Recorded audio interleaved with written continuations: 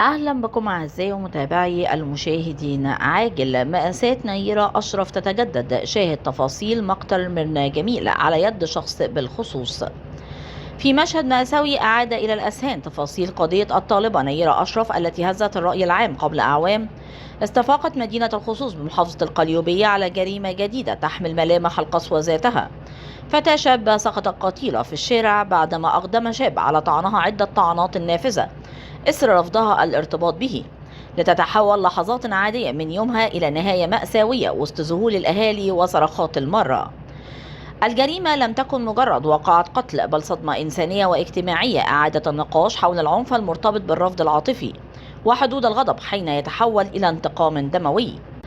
ويقول أحد الشهود: الموضوع حصل في ثواني، فجأة لقيناه بيطعنها قدامنا، حاولنا نتحرك بسرعة لكن كانت الإصابة خطيرة جدا. حاول الأهالي نقل الفتاة إلى المستشفى لإنقاذ حياتها، إلى أنها فارقت الحياة قبل الوصول متأثرة بإصابتها القاتلة. وتحول الشارع في دقائق إلى ساحة فوضى وصراخ فيما تجمهر السكان في محاولة لفهم ما جرى قبل أن ينجحوا في مطاردة المتهم والإمساك به. وعقب ارتكاب الجريمة حاول المتهم الفرار، إلى أن الأهالي تمكنوا من الالحاق به وضبطه وسلموه لقوات الشرطة التي حضرت إلى موقع الحادث. وتم تحرير محضر بالواقع، وبدأت الجهات المعنية تحقيقاتها على الفور. وقررت جهات التحقيق بمحافظة القليوبية حبس المتهم 4 أيام على ذمة التحقيقات مع مراعاة التجديد في المواعيد القانونية، كما أمرت بتفريغ كاميرات المراقبة في محيط الحادث وسماع أقوال شهود العيان وإجراء الصفة التشريحية لبيان السبب الدقيق لوفاتها. كما أجريت معاينة تصويرية لمسرح الجريمة بحضور المتهم في إطار استكمال الأدلة وتوثيق تفاصيل الواقعة.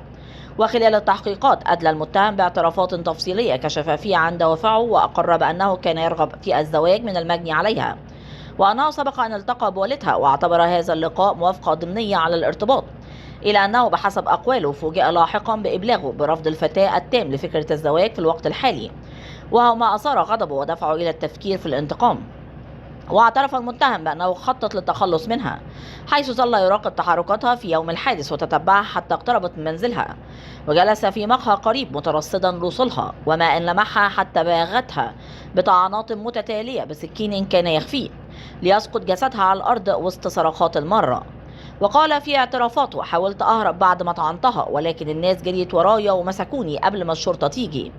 وأخلفت الجريمة وراءها أسرة ملكومة انتقلت للإقامة في منطقة منذ عدة أشهر فقط، ووفقا لما أكده الجيران وأجمع سكان الحي على حسن سيرة الفتاة وأخلاقها.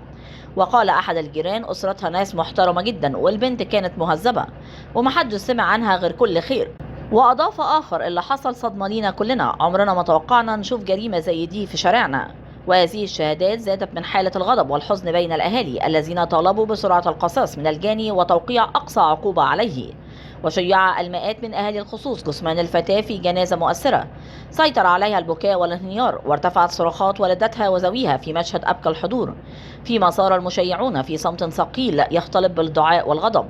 وكانت الجنازة رسالة حزن جماعي عبر فيها الأهالي عن تضامنهم مع الأسرة ورفضهم لتحول الخلافات الشخصية إلى جرائم دامية تهدد أمن المجتمع واستقراره. حادثة الخصوص ليست مجرد واقعة جنائية عابرة، بل جرس إنذار جديد حول خطورة العنف الناتج عن رفض الارتباط، حين تحول الإصرار إلى هوس والغضب إلى سلاح. في لحظة فقدت أسرة ابنتها وفقد حي بأكمله شعوره بالأمان، وبقيت الأسئلة المجتمعية معلقة حول كيفية مواجهة هذا النمط المتكرر من الجرائم. وبينما تواصل جهات التحقيق عملها لكشف كل تفاصيل ومحاسبة الجاني، وتبقى المأساة شاهدا مؤلما على ثمن الغضب حين يتجاوز حدود العقل والقانون.